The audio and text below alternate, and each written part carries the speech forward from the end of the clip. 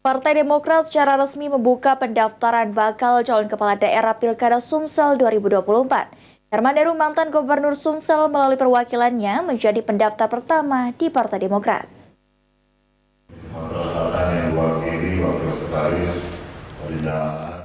Partai Demokrat menjadi partai berikutnya yang membuka pendaftaran calon kepala daerah di Pilkada Sumsel mendatang.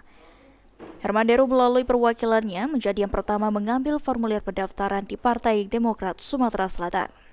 Alfrenzi Panggarosi sebagai perwakilan Herman Deru diterima langsung oleh Ketua DPD Partai Demokrat Sumsel Ci Ujang dan sejumlah timnya. Walaupun diwakili, namun terlihat komunikasi yang dilakukan oleh perwakilan Herman Deru dengan Ci Ujang selaku Ketua DPD Partai Demokrat Sumsel berjalan lancar. Disampaikan oleh Alfrenzi Panggarosi jika selama ini hubungan antara Herman Deru dan Partai Demokrat sangatlah dekat. Bahkan selama menjabat sebagai Gubernur Sumatera Selatan, Partai Demokrat selalu memberikan support hingga kebijakan dan program pembangunan yang dilakukan Herman Deru berjalan dengan baik. Hubungan dengan Partai Demokrat, baik itu di fraksi Partai Demokrat DPD Provinsi Sulawesi sudah sangat baik.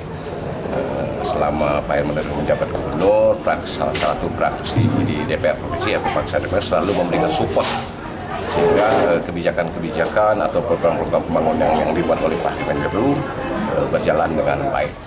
Sementara itu, Ci Ujang selaku Ketua DPD Partai Demokrat Sumsel mengungkapkan, jika dalam penentuan mekanisme siapa yang akan didukung oleh Partai Demokrat akan dilakukan diskusi dengan DPP Partai Demokrat dan nantinya akan dilakukan survei. Harapannya pasti dari DPP dan DPD akan menyarankan dengan DPP itu bahwa